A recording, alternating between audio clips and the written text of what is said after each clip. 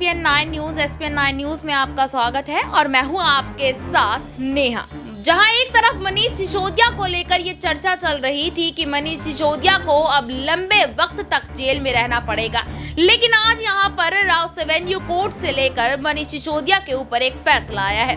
यहां पर अगली पेशी की तारीख उनको दे दी गई है। हालांकि आपको बता दें कि 1 साल हो जाएगा मनीष सिसोदिया को जेल के अंदर, और फरवरी महीने से मनीष सिसोदिया जेल के अंदर हैं और लगातार फरवरी से लेकर अभी तक वो यहाँ पर अपनी याचिका दायर कर रहे थे रिहाई के लिए या फिर उनको बेल यहाँ पर मिल जाए, लेकिन यहाँ कोर्ट उनकी एक भी नहीं सुन रहा।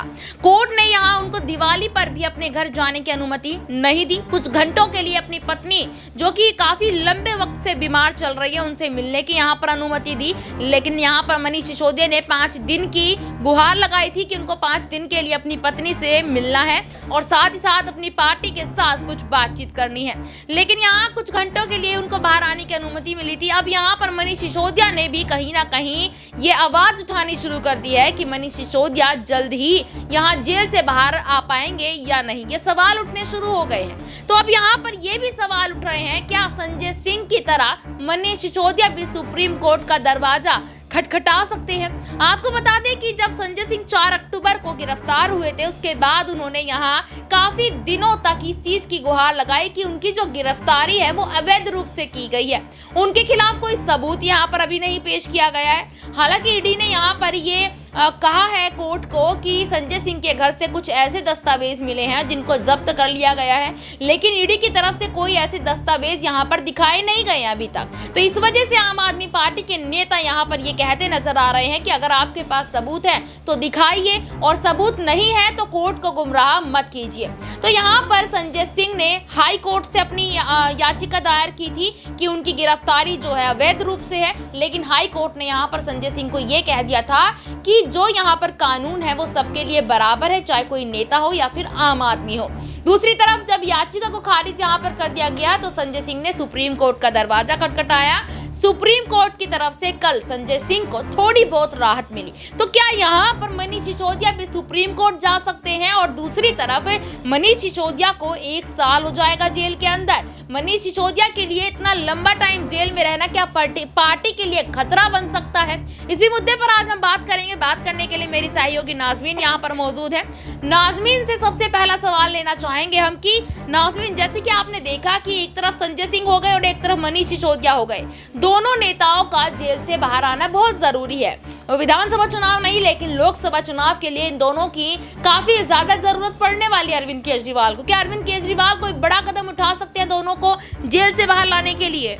देखिए, पहली बात तो यहाँ पर अरविंद केजरीवाल को बड़ा कदम उठाना ही चाहिए। वो यहाँ पर कहते हैं कि हमारे एक नेता जेल में चले गए या एक से ज़्यादा नेता जेल में चले गए तो क्या हुआ, हम यहाँ पर और पढ़े लिखे नेताओं को लाएंगे जो उनकी जगह यहाँ पर उनकी जिम्मेदारी संभालते हुए नजर आएंगे, क्योंकि आम आदमी पार्टी उन लोगों से मिलकर बनी है जो यहाँ पर शिक्षित हैं, जो जानते हैं जनता के लिए क्या काम करना है, जो जानते हैं कि इस राज्य का विकास कैसे करना है। तो संजय सिंह हो या फिर मनीष सिसोदिया हो या फिर आतिशी या सौरभ भारद्वाज, जो ऐसे चेहरे हैं जो आम आदमी पार्टी के लिए बड़े माने जाते हैं, और अरविंद केजरीवाल इन चेहरों पर कहीं ना कहीं ये चुनाव लड़ते हुए नजर आ रहे हैं। राष्ट्रीय स्तर की पार्टी बनने के बाद 5 राज्यों में अपनी किस्मत आजमा रहे हैं, और ऐसे में देखा जाए तो मनीष सिसोदिया और संजय सिंह जेल से जो रिहा नहीं हो रहे, कहीं ना कहीं आम आदमी पार्टी को लोकसभा चुनाव में इसका बड़ा खामियाजा भुगतना पड़ेगा। इसको लेकर बड़ा झटका उन्हें सहना पड़ेगा, क्योंकि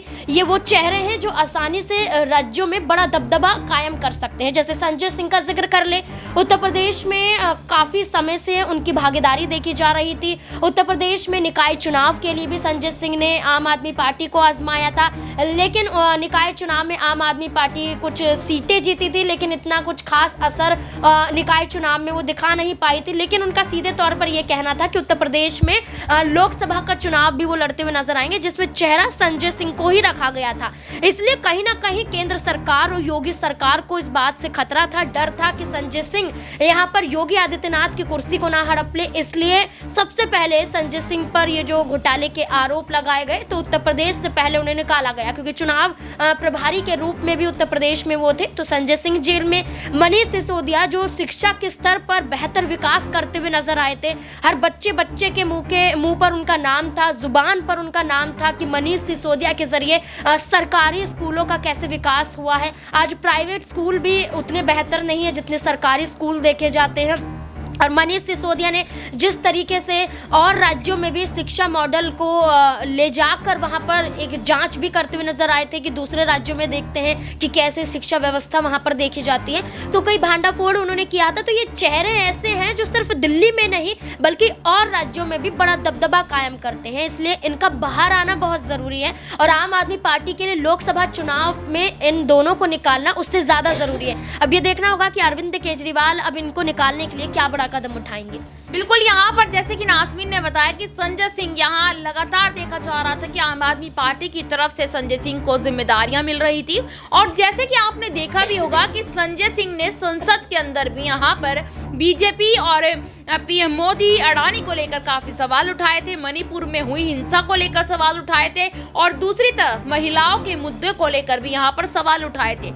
सीधा निशाना उन्होंने वहां पर संसद के अंदर बैठकर पीएम मोदी से सवाल कर दिया था, जिस वजह से वो ज्यादा घिरते नजर आ रहे हैं। और संजय सिंह यहाँ पर मुखर तरीके के नेता है, उनका जो कहना होता है वो मुंह पर कहते हैं। इसी वजह से यहाँ पर यह भी माना जा सकता है कि संजय सिंह यहाँ बार बार अपनी याचिका दायर करते हैं, लेकिन उनकी याचिका को यहाँ कोई सुनवाई होती नहीं नजर आ रही। इसी बीच यहाँ पर एक सवाल और नाज़मीन से हम यहाँ पर लेना चाहेंगे कि नाज़मीन, संजय सिंह को जिस तरीके से आपने देखा होगा कि संजय सिंह की जितनी बार भी यहाँ पर पेशी हुई, पेशी के दौरान मीडिया कर्मियों से वो खासकर बात करते नजर आए। यहाँ तक कि कोर्ट ने उनको चुनौती भी दी थी, ये उनको मना किया था कि आपको मीडिया से बात नहीं करनी है, लेकिन संजय सिंह फिर भी बात करते नजर आए। और दूसरी तरफ यहाँ पर ये सवाल रहेगा कि आपने देखा होगा कि आम आदमी पार्टी के जितने भी दिग्गज नेता हैं, चाहे वो राघव चड्ढा हो, संजय सिंह हो, मनीष सिसोदिया हो, या फिर खुद अरविंद केजरीवाल क्यों ना, सबके ऊपर केस चला हुआ है। किसी के ऊपर अमृतसर से केस चला है, किसी के ऊपर गुजरात से चला है,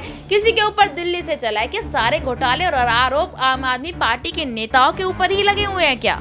सबसे पहले सवाल का जवाब देना चाहूँगी कि यहाँ पर संजय सिंह अगर कोर्ट परिसर के बाहर नहीं बोलेंगे तो कहाँ बोलेंगे। आप देखिए कि प्रेस कॉन्फ्रेंस करते हैं, उनकी बात को कोट किया जाता है, सड़क पर बोलते हैं तो उनकी बात को दबाया जाता है, राज्यसभा में मणिपुर के मुद्दे को उठाते हुए बोलते हैं तब आवाज़ दबाने के लिए सीधे तौर पर सस्पेंड कर दिया जाता है। संसद का विशेष सत्र चल रहा होता है, मणिपुर पर चर्चा नहीं होती, देश के प्रधानमंत्री सिर्फ 2 मिनट संसद के बाहर बोलकर चले जाते हैं कि बहुत दुखद है कि ऐसी घटनाएं होती हैं, इसमें तुरंत संज्ञान होना चाहिए, लेकिन कोई बड़ा कदम या खुद मणिपुर नहीं पहुंचते। अगर संजय सिंह यहाँ पर उस मुद्दे को उठा रहे हैं तो उसमें गलत क्या किया है? आज कहते हैं कि लोकतंत्र की आज़ादी यहाँ पर बोलने की है, जब आपको बोलने ही नहीं दिया जाएगा तो कैसे मान लिया जाए कि यहाँ पर आपको स्वतंत्र रूप से बोलने की आज़ादी है? आप यहाँ पर लोकतंत्र को जिंदा रख रहे हैं। सीधे सीधे तौर पर तो राजतंत्र है, आप ही यहाँ पर सवाल उठाएंगे, आप ही यहाँ पर जवाब देंगे, आप ही यहाँ पर कार्यवाही करवाएंगे और आप ही यहाँ पर गिरफ्तारी करवा देंगे,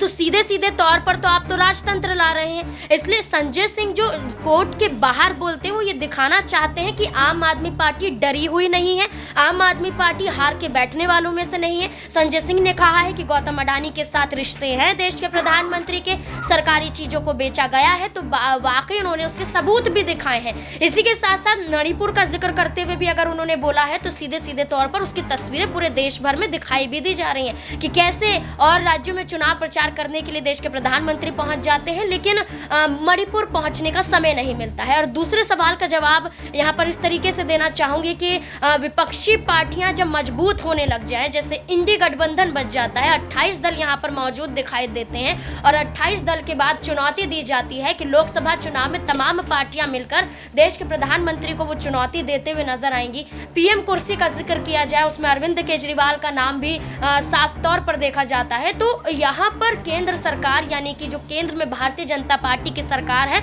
उन्हें कहीं ना कहीं ये डर खाने लगा है कि लोकसभा चुनाव में उनकी करारी हार ना हो जाए, सीधे सीधे तौर पर जनता उन्हें पसंद करने से इनकार ना कर दे। इसलिए जो उनको चुनौती दे रही है पार्टी, उन पार्टी के खिलाफ कदम उठाए जा रहे हैं। सबसे बड़ा उदाहरण आप दिल्ली में आम आदमी पार्टी को देख सकते हैं, जिसमें आपने सच कहा कि सत्येंद्र जैन, मनीष सिसोदिया, संजय सिंह, उसके बाद अरविंद केजरीवाल को लेकर चर्चाएं चल रही हैं। उसके बाद खुद आतिशी सौरभ भारद्वाज कहते हैं कि हो सकता है अगला नंबर हमारा भी होगा।